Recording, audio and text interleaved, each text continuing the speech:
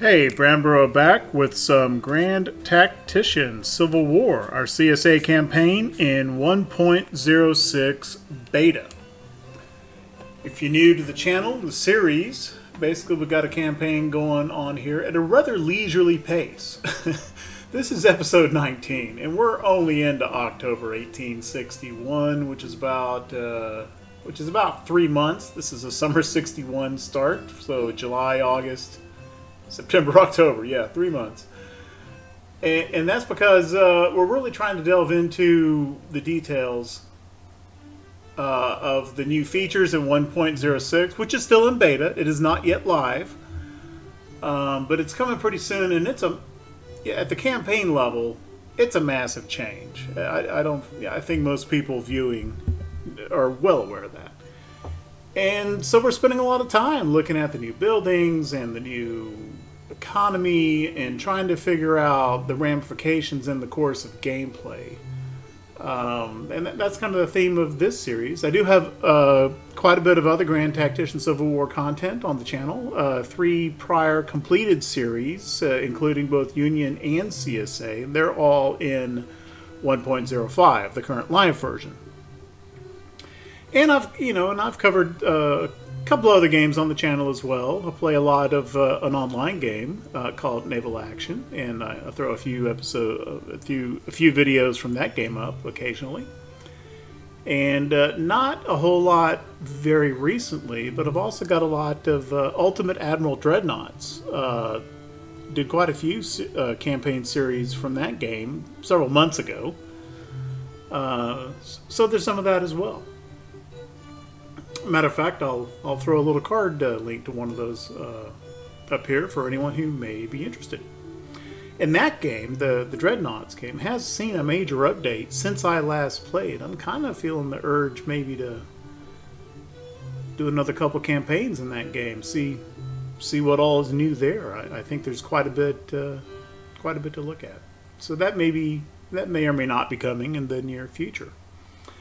But I will not. I will not abandon Grand Tactician Civil War. I really enjoy this game. It's fun to play, and it's fun to figure out. Even slower episodes, there's always plenty to talk about. All right, enough of that. Let's get into this episode, and just looking at the comments from the last couple of videos. One commenter mentioned it'll be interesting to see about these markets. You've built a lot of them. I hope they have a good effect. To which I can only reply, I hope they do too, because I did spend a lot of money on them. Most of them, I think maybe all of them, have been built by now, and there is this new market influences heat map, which was just added yesterday.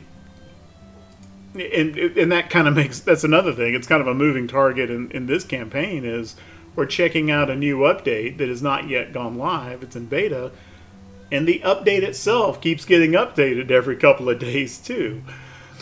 And so we can see now, we built these markets down here along the Gulf Coast, and I also built a kind of a string of markets kind of along in here, which kind of forms the main rail trunk interior, inland in the Confederacy, so we can see that market effect going on there as well.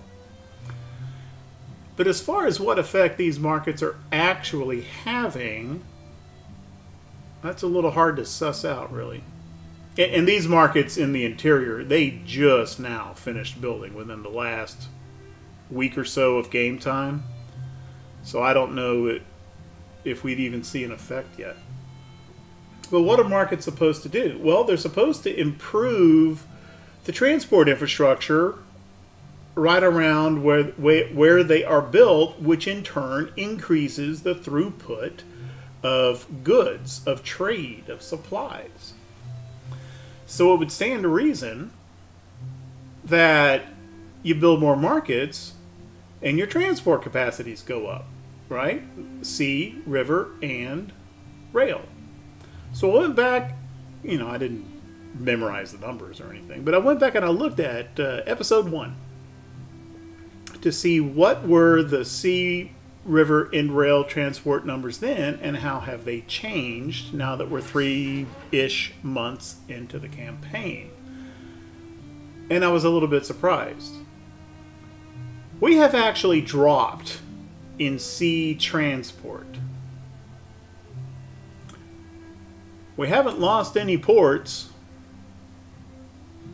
so I guess that can only be coming from the blockades.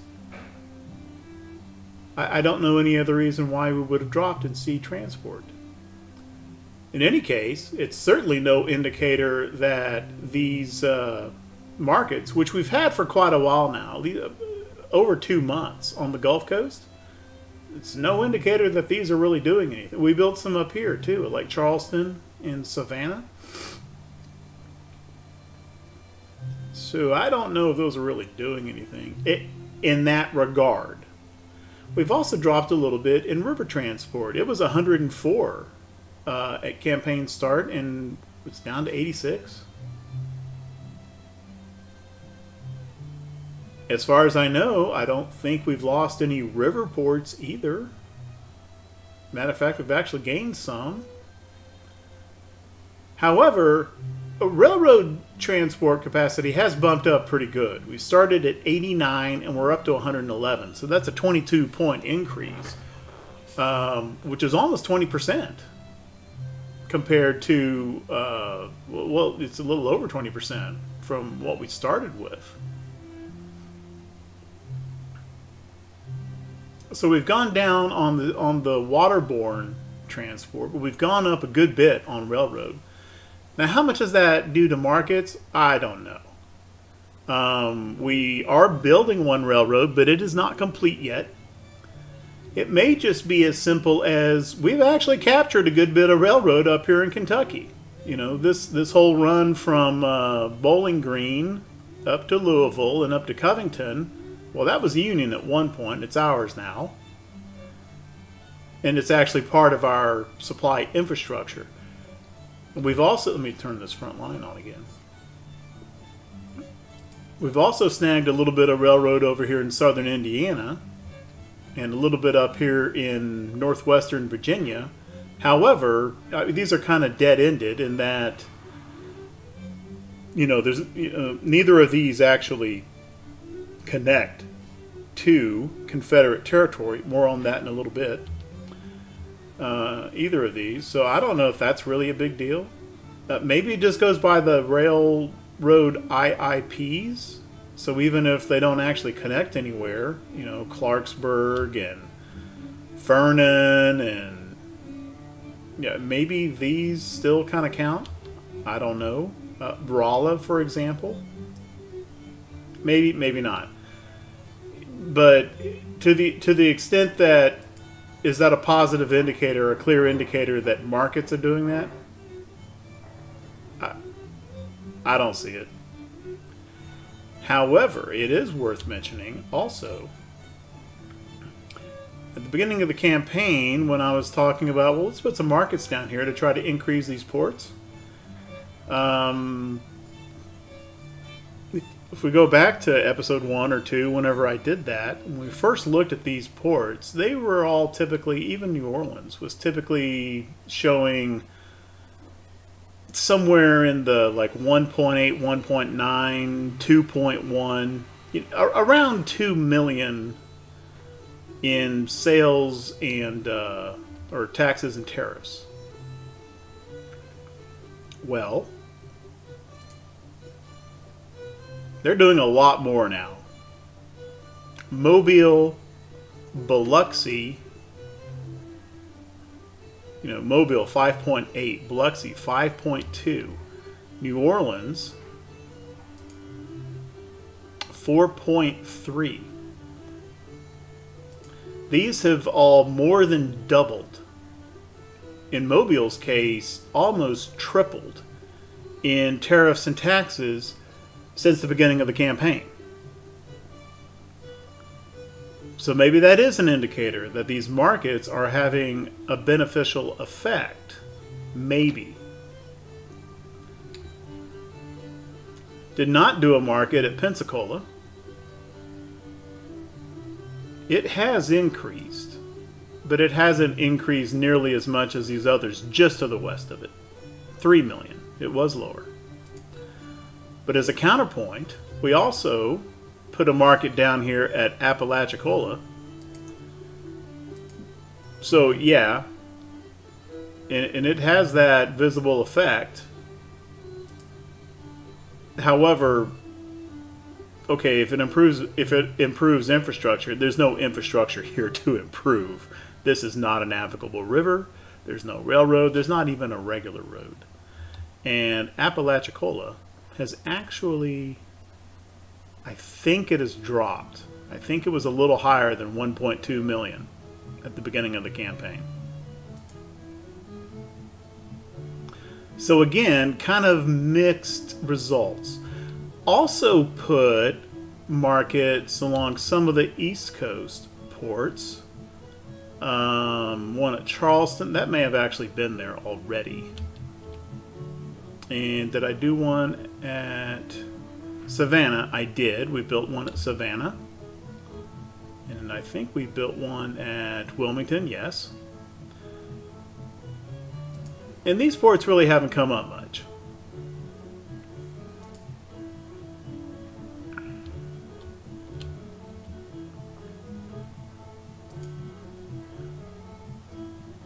Matter of fact, they may have even decreased. And that would kind of make sense because these ports have been getting blockaded. Whereas Mobile and New Orleans and Pensacola, even Apalachicola for that matter, these mostly have not been blockaded. Biloxi was under blockade for a little while, but we negated, I wouldn't say completely defeated, even though we won the battle, but we did kind of force this blockading fleet in this area to stop blockading for a little while. He may be back.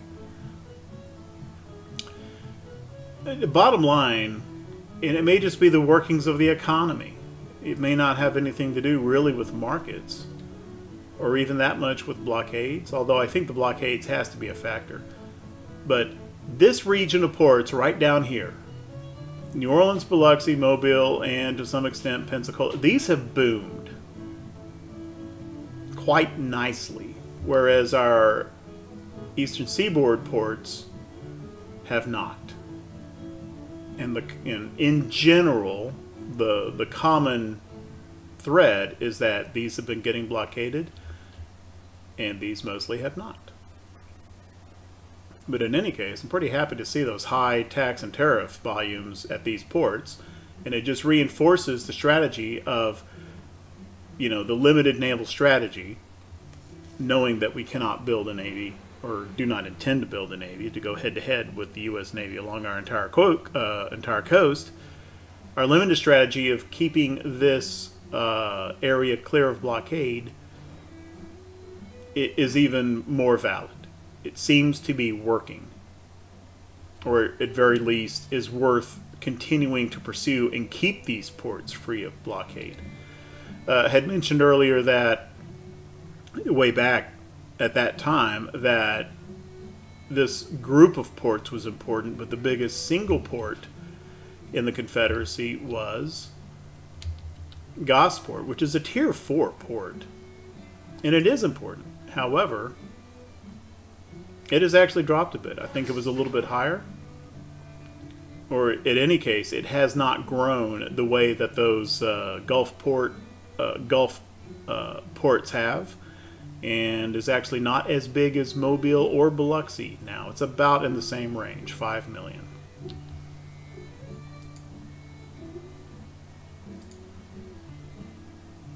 Elizabeth is actually a pretty significant port at 4.4 million. It's hard to get the pointer on the port. There we go. Yeah, Morehead City not so much. Wilmington I don't think too much. 1.5. As long as we're on the topic, how's our little blockading fleet doing up here? Okay, at the moment he's not blockading anything. And that's because time needs to roll. All right. So there you go. There's some indicators that indicates maybe the markets are having a nice effect, and then there's other indicators that are like it still appears inconclusive to me. We're seeing some improvements, but they could be explained by other things. All right.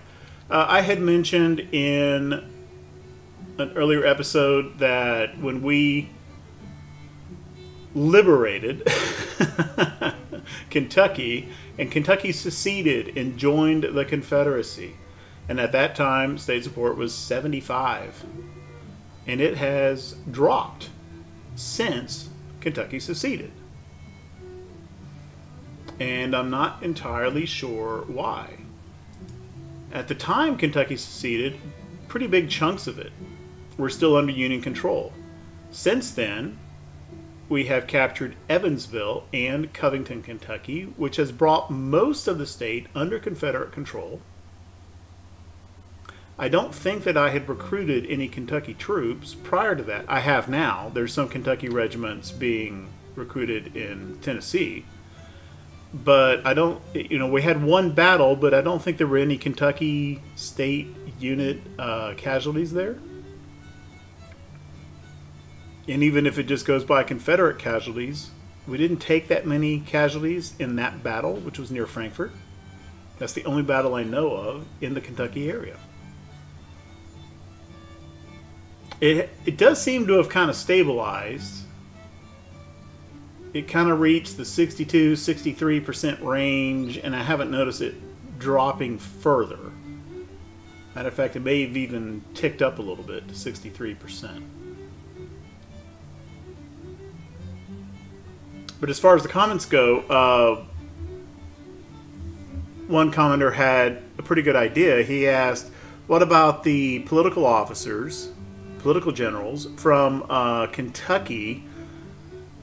Because, you put those guys in command, and that improves state support a little bit, and that's a good idea. And so I think, that's kind of treating a symptom rather than a cure, but it can't hurt. So let's have a look. Look at our officers unassigned. Oh, something just happened in the house. I need to put a cut in right here. I'll be back. All right, well, that's tidied up. So there is a grand total of one Kentucky political officer. There's a Lieutenant Roger Hanson, fought in the Mexican War as a lieutenant. But he's a Kentucky state legislator, so he's got buddies in Louisville and Covington and Lexington and Frankfort. So we need to find a job for him. Not great stats, as we can see. However, and I don't have a fort to put him in at the moment. However, I had mentioned earlier that I have recruited a brigade for, and I'm going to create a little engineering corps just to run around and build telegraph lines and forts and supply depots and crap like that. We have a force like that already in the West, and I'm creating one soon as this brigade shows up in the East. So I think that Hanson will go in command of that force. Now, he's a lieutenant. When I create that force, he's going to become a major general. His stats already are not good. And they're going to get a lot worse when he gets promoted like a billion ranks. However, so what? It's a non-combat force. I think that'll be fine. And not only will he be in command, he will be in an independent corps level command. So I'm going to hold fire on that, and Lieutenant Hanson is going to wake up and find himself a major general running around building telegraph lines with one 1,500-man brigade under his command. That's my plan there. Someone mentioned hey, are brickworks important? And are they needed for constructing buildings? And that's a pretty good question. It did lead me to have a look, and we'll do it again here. What is the brickwork situation? And the economy. And the first thing I noticed is there is some demand for it. It's noted as a medium priority, not as much as foundries and ironworks and lumber mills, but medium priority. And if we look in the goods screen, it does show that we're not too far off, but we are not producing as much as is demanded. And if we look over here, this is a high price, high value item. Okay, so yeah, I think we do need to produce some more bricks. And where is this production coming from? We have exactly one Brickworks in the Confederacy at Charlotte, North Carolina, and that's what's producing that 4,000 bricks. So I don't think we need a bunch of them, but it looks like we need another one somewhere. So I think that's probably a good thing to do. Now, are bricks needed for construction of other buildings? I haven't seen anything in the game that explicitly shows that it is. But I'll make this comment. Grand Tactician Civil War is not this developer's first game. Oliver Keppelmuller made an earlier game, released several years ago, called The 7 Years' War, 1756-1763. And that's a pretty interesting game too. And it is very, very clearly kind of a prototype. The lineage from that game to this one is very clear. It's not as complex, it's not as polished, but a lot of, you can just see that progression from 7 Years' War to Grand Tactician Civil War. And in that game, it's got a lot of campaign level economy and building stuff and what kind of goods are, it's got all that same stuff that we're seeing now in 1.06, which is an interesting topic in itself. It almost looks like Keppelmuller made 7 Years' War, and it had a lot of economy micro in it, and then made Grand Tactician, and incorporated the same complexity of economy in this game that existed in the earlier game, but did not include a whole lot of micro and just let that complexity run under the hood, and the player did not have much interaction with it. And now in 1.06, though, bringing that player interaction with the economy into this game, kind of the same way that he had done in 7 Years' War. So I think that is kind of interesting. But in 7 Years' War, yeah, you need bricks to build stuff. And it's very clear.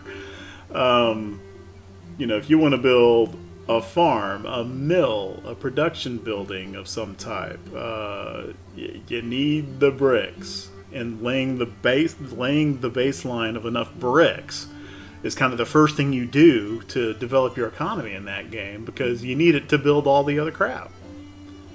So I would not be surprised if somewhere kind of in the inner workings of this game, yeah, maybe bricks have that kind of role.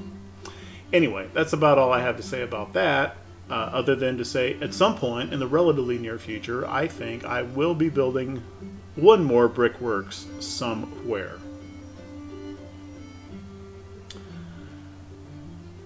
We've got a project to unlock, I think. Looks like it's in the political subsidies realm.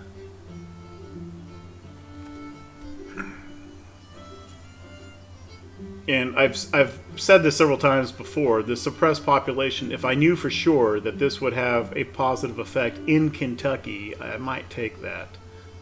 But I don't know if it does. And in any case, this decreases enemy support. If I did want to do something like that in Kentucky, I think I would want this occupation administration, further increase support in conquered states and territories, or I would want the propaganda, further increase support in loyal states, which this one's pretty expensive.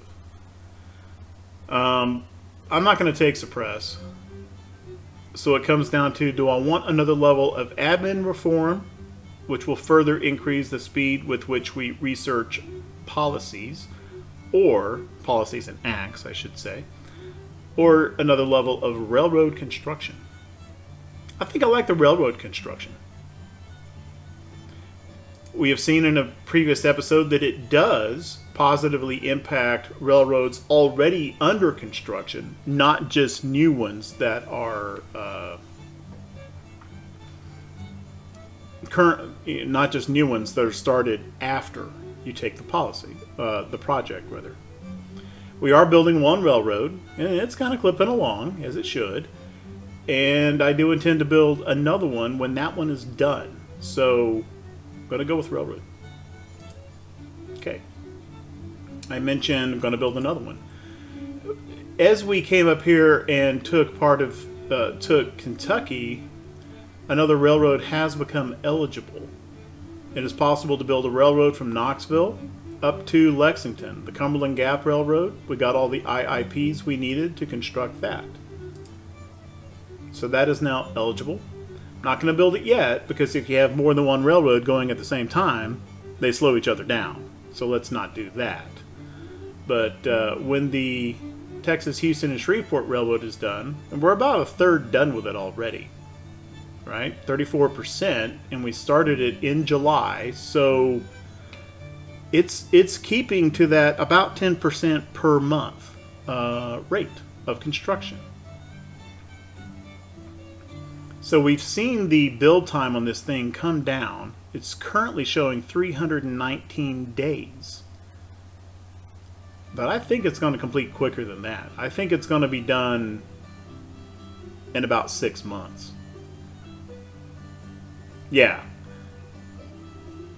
You hover over the name and it shows one construction time, but then you hover over the grayed out build button and it shows a different one.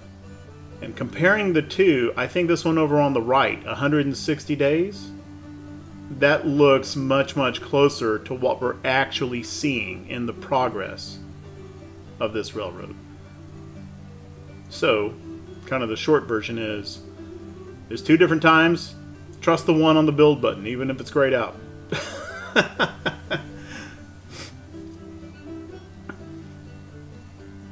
And oh, by the way, when we first constructed this, back at the beginning of the campaign, initially, it told us 265 days to build this thing. And we're at 160 now. That's 105 days that have elapsed. And actually, that's about right. Matter of fact, it's been less than 105 days since we started construction, because the start date of this campaign is July 18th, I think.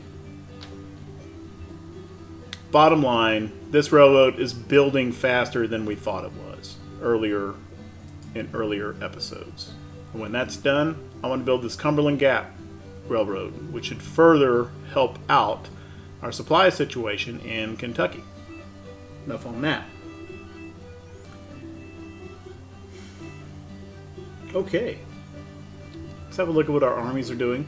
It is late October, which means winter weather is coming. Yeah, winter is coming. Armies are going to be going into winter quarters soon, and if they are not in winter quarters and they're moving around the map, they're going to take more attrition and they're going to move slower.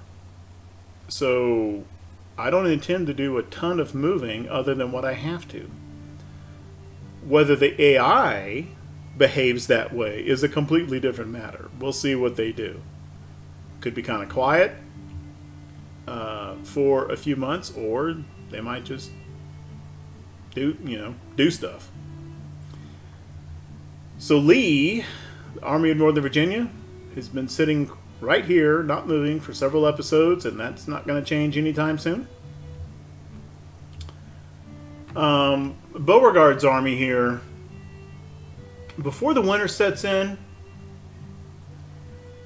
I think I want to take Cumberland, Maryland.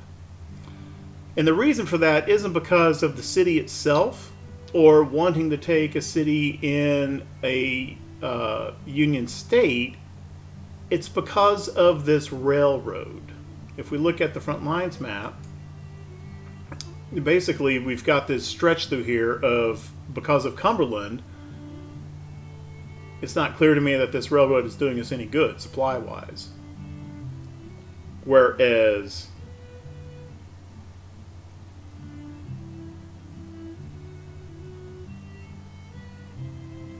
well, heck, even if we take Cumberland and we have the direct link through to Winchester,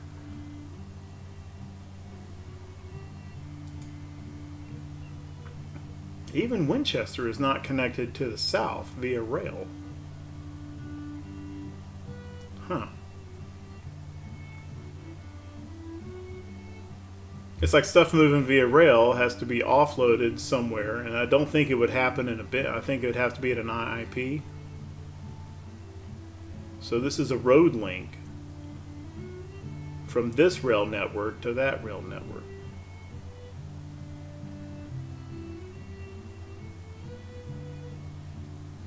I still think it makes sense to take Cumberland alongside Marietta, Ohio.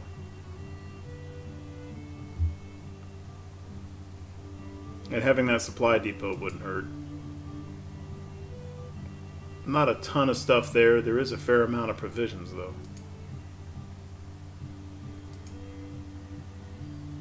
So I'm going to do that. I'm going to tell Garnett's Corps to head on over and capture Cumberland, Maryland. Let's see what kind of trouble that gets him in. And I don't want to forget to move yeah, Beauregard needs to move with him. The mountains are kind of blocking his command radius. So we'll move him as well.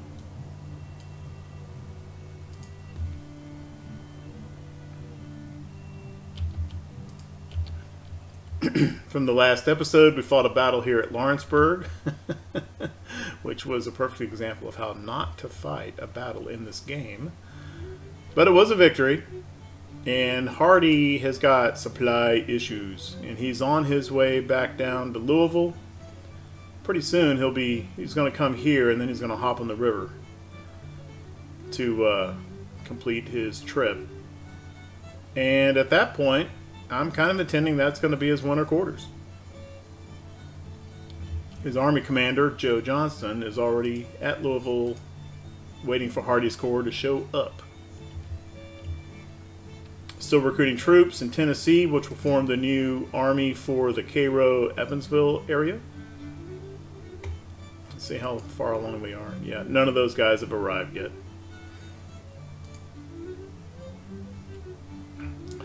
And another comment pointed out, now that these armies have been pushed back, we fought a battle kind of here in the Rolla area. I referred to it as the Battle of Springfield in an earlier episode, but in fact it was Rolla.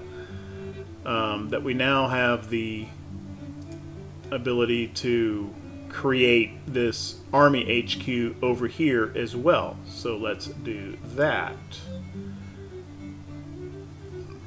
One of these guys, I'll just bump him up to the Corps Command, not Rains. McCulloch's a candidate, not Pemberton. Van Dorn is a candidate.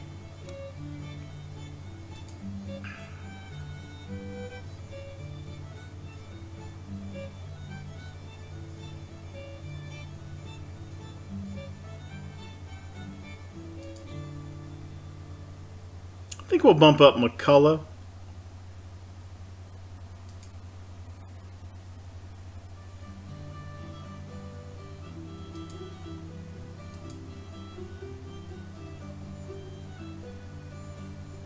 And I think maybe Pender will bump up to divisional command here. Or Junius Daniel.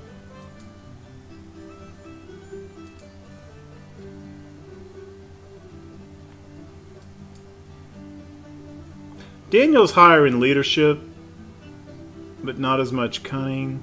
I mean, they're actually pretty similar. And they're both colonels.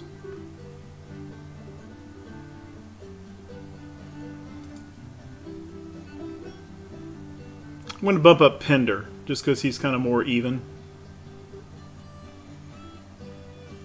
And also, you know, he's mad at me because I keep getting his brigade wrecked. So first, let's find a guy to replace Pender in brigade command.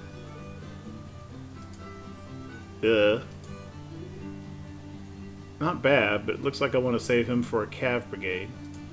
No.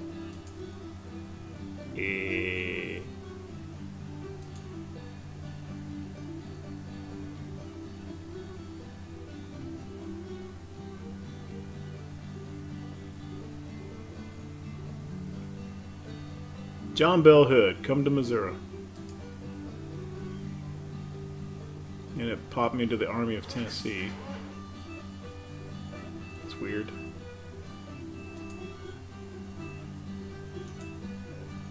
What? Oh. Okay. Okay, so Hood's here, so Pender can go McCulloch's spot. Or Huger. Jackson's still wounded. He's going to go east anyway when he comes back. And that frees McCulloch up to take command of this corps. It says army, but it's a corps.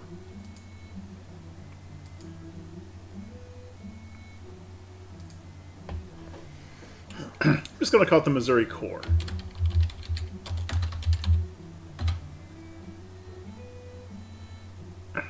And then that frees up Price. We'll create a new army. Oh, it's giving me the option to do it in Missouri. Interestingly, I can create an army in Missouri, which is a Union state, but I cannot create an army in Kentucky, which is a Confederate state. What's up with that?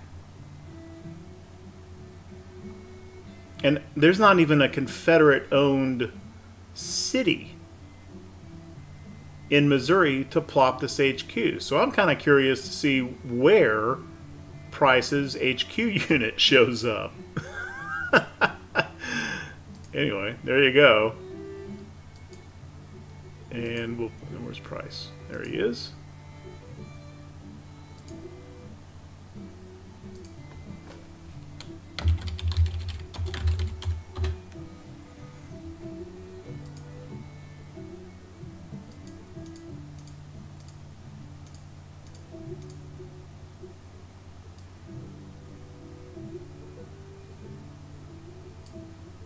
There we go.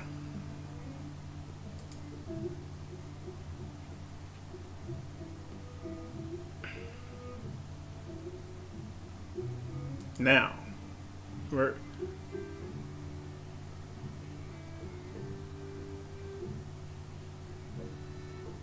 where is he?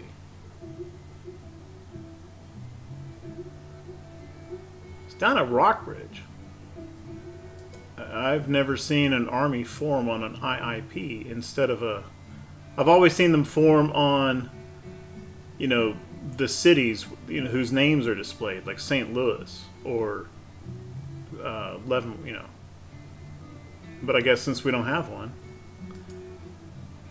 well, he's pretty close. That works. Come on up.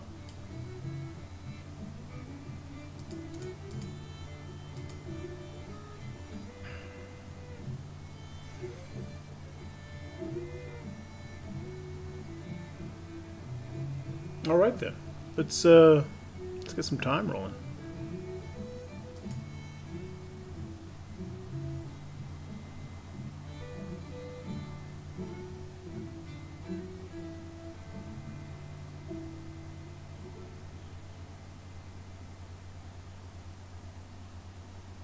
Union's building a hospital at Cincinnati.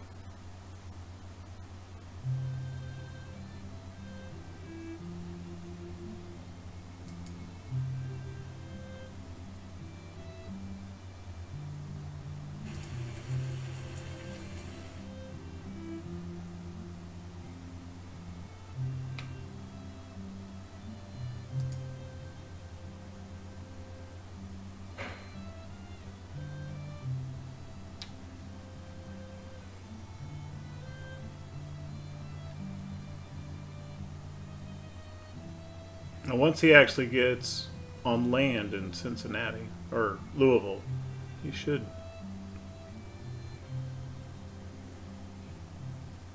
Okay, yeah. He's in good supply again. He'll rebuild his stocks. Okay. And like I said earlier, we are close to winter. So I don't think I'm going to be moving a bunch of armies for a while. Depending on what the Union does, of course.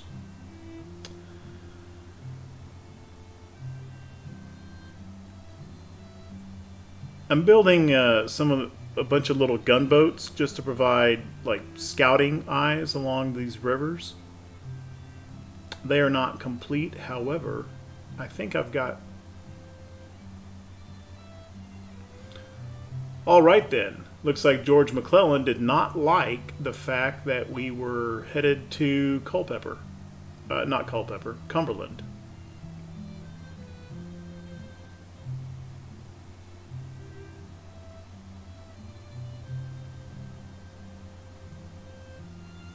And there's over 28,000 Federals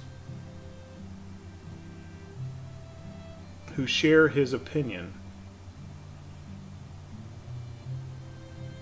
I'm not fighting that. Looks like Beauregard may have bitten off a little bit more than he can chew coming to Cumberland. And the question is, where is he going to retreat to? Withdraw.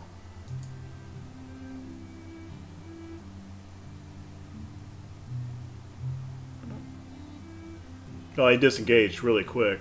Took very, very few casualties there. That's good. The question is he going to...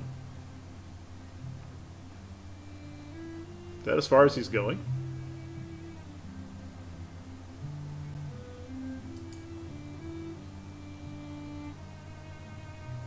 I guess so. Alright. If that's the case, looks like we have to hold off on the Cumberland plan for now. Let's come over here and take Marietta instead. Ah. That was our other plan for this army, so we'll just do that.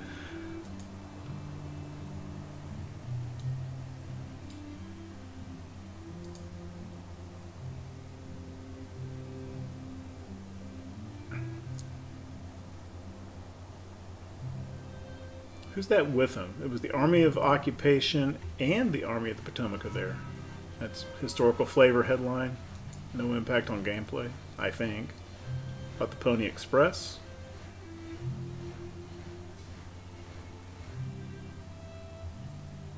And this will further increase our control of the Ohio River.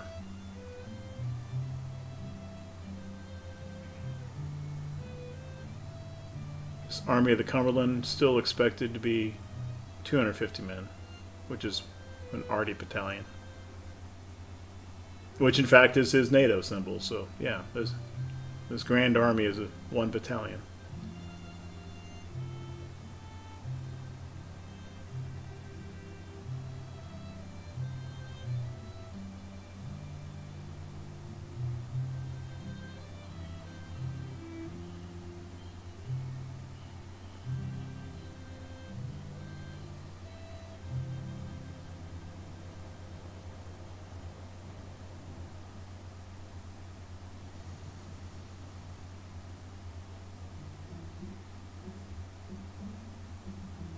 Oh, Evansville has gone Union again.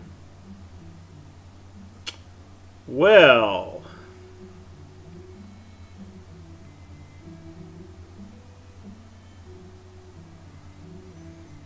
these two armies are just about evenly matched.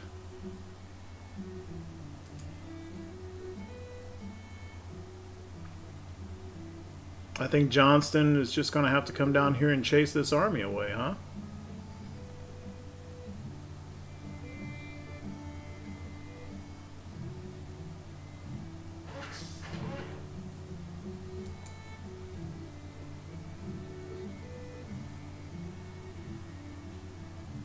Let's give the order to the Corps first.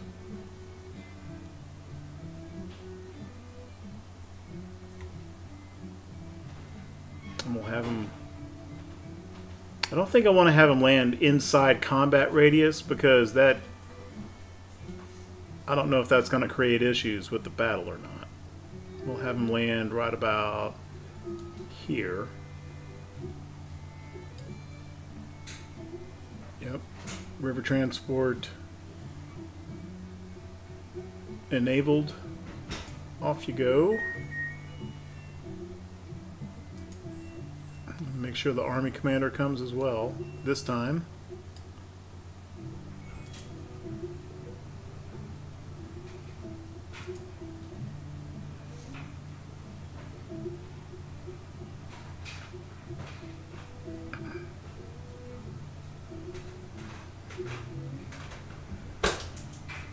So in the long-term plan, this area would be under the cognizance of the new army that we're recruiting in Tennessee. However, they're not formed yet, so Johnson's got to come down here and do this. Oh, it's getting higher readiness. Maybe he's got troops now. Okay, some of those troops are starting to show up. Not all of them are there yet, though.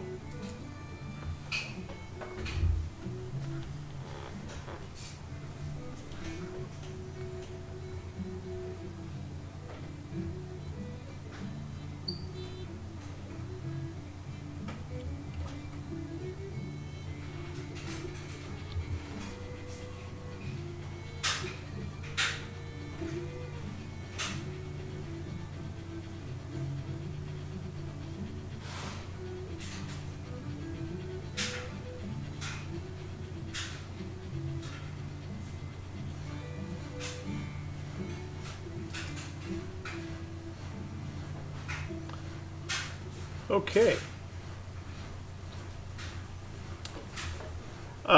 Union blockade proclaimed legal. Yeah, that's the Union Legal Blockade Act, which just went into effect. Okay, so looks like in our next episode, the Army of Tennessee under Albert Sidney Johnston is going to come over here, and Hardee's Corps will... That's Mexico stuff. Oh, by the way, so this actual headline doesn't mean anything. However, there is a...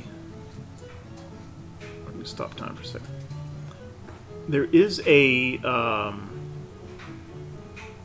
Mexico Act, which we would have to go to diplomacy for.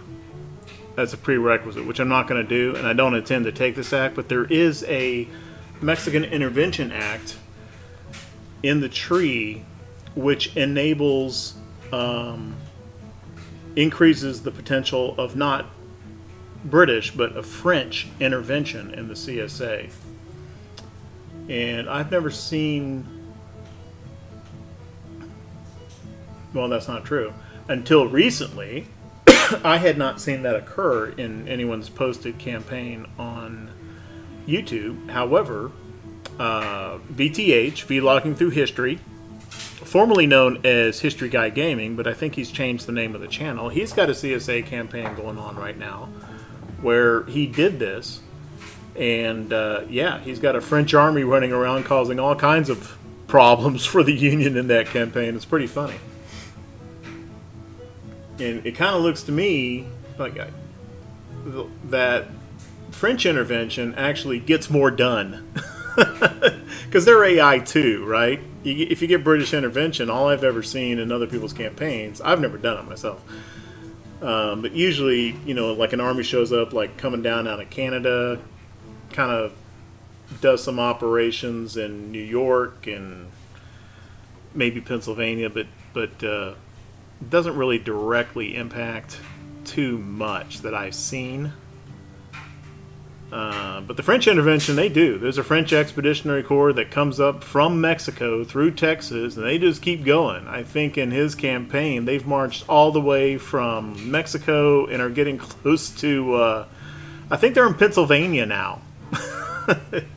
So that would be pretty fun. Maybe in a future, not this series, maybe in a future series, I might play with this a little bit more. But there used to be a bug with this policy in 1.05 and earlier, where the you know, kind of, and most of these policies have like a plus and a minus to them. And the minus, the downside of this policy was number of recruits in Texas minus 50%. So it would hurt your Texas volunteers, or is supposed to. The bug was this darn policy would pretty much kill all of your volunteers. And, you know, and you'd go for several months without being able to recruit anything because all states had just 0 volunteers available. In 1.6, that is supposed to be fixed. There's a patch note to that effect that has been corrected, just for information. Anyway, in the next episode, we're going to have a battle here around Evansville. And so, until then, if you like what we're doing on the channel, leave a like, leave a comment, maybe a subscribe if you are so inclined. But at any rate, thank you very, very much for watching. I appreciate it.